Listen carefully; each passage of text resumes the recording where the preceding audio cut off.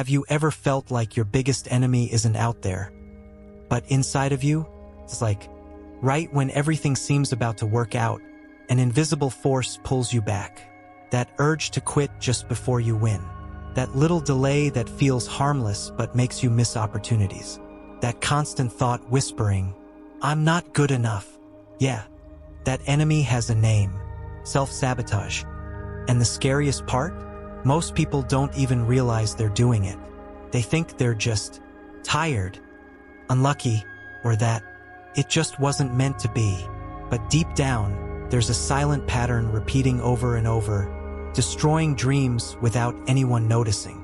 Today, I'm going to reveal the secrets of self-sabotage, where it comes from, how it controls your life without you even realizing it, and, most importantly, how to stop destroying yourself from the inside out.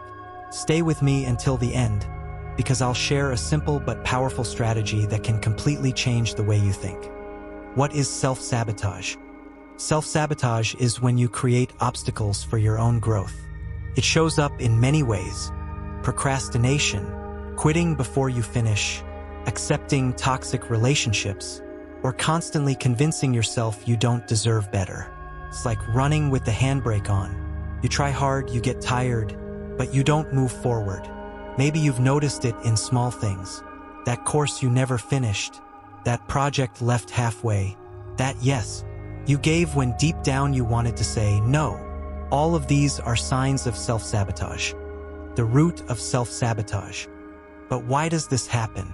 The answer lies in limiting beliefs.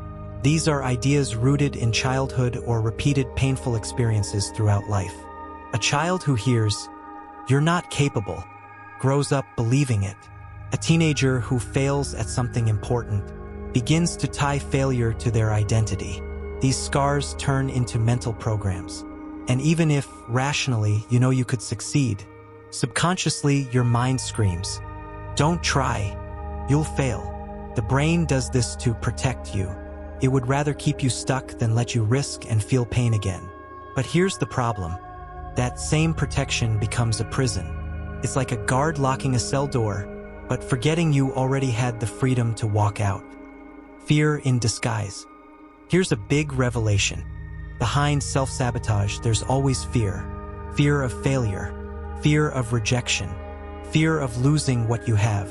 And yes, even the fear of success. Strange as it sounds, many people sabotage themselves because they don't know how to handle the idea of growth, visibility, and responsibility. Think about it. How many times have you seen someone end a healthy relationship for no reason? Or abandon an amazing project just as it was about to succeed? That's not bad luck. That's fear in disguise. And the question is, are you willing to keep being a prisoner of that fear? The types of self-sabotage. Self-sabotage wears many masks. Procrastination, always pushing things to tomorrow, and tomorrow never comes. Perfectionism, waiting for the perfect moment which never arrives. Self-criticism, tearing yourself down with harsher words than anyone else would ever say. Comparison, constantly measuring yourself against others and always coming up short. Self-devaluation, convincing yourself you don't deserve more, so you settle for crumbs. All these behaviors look different, but they share the same root: the fear of not being enough. And here's the good news. Once you identify which mask you wear most often, you've already won half the battle. Identifying your patterns. Now let's go practical. I want you to ask yourself right now, in what moments of my life do I usually freeze? What excuses do I repeat all the time? What story do I tell myself to justify not moving forward? Grab a piece of paper and write it down. Write the times you sabotaged yourself, the dreams you gave up on, the moments you quit without reason. When you bring this into awareness, the mask falls. Self-sabotage stops being invisible.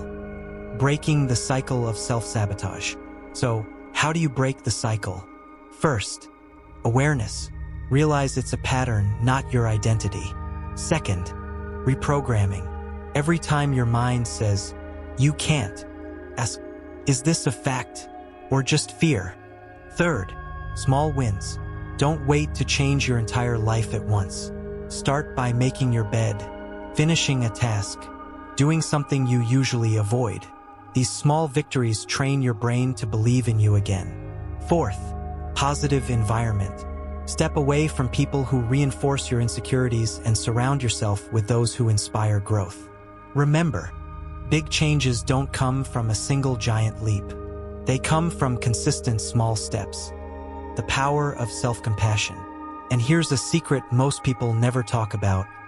Blaming yourself doesn't work. Punishing yourself only feeds the cycle of self-sabotage. The path isn't harsh discipline. It's self-compassion. Treat yourself the way you would treat a close friend, with support, with encouragement, with kindness, because you don't need to destroy yourself to grow. You need to embrace yourself in order to evolve. A story of transformation. Let me tell you about Anna. Anna always dreamed of starting her own business, but every time she tried, she quit halfway. She told herself she wasn't capable, that she didn't have the right skills, that she just wasn't good enough. Until one day, she realized the problem wasn't the business. It was self-sabotage. She started small, setting daily simple goals, surrounding herself with positive people, questioning her limiting thoughts. Months later, her business was real. More than that, she had rebuilt her self-confidence. Anna's life changed because she decided to stop being her own worst enemy. And yours can change too. Self-sabotage is like a prison without walls. You could spend your whole life believing you're locked in, when, in reality, the key has always been in your hand. Now I want to ask you, what's the most common form of self-sabotage in your life? Share it in the comments, because your answer might help someone else realize they're not alone. If this video resonated with you, hit the like button, subscribe to the channel, and turn on notifications, because in the next videos I'll bring even deeper strategies from psychology and self-development that can completely transform the way you deal with your mind. And remember, your mind can be your greatest enemy, but it can also be your greatest ally. The choice is yours, and your time is now.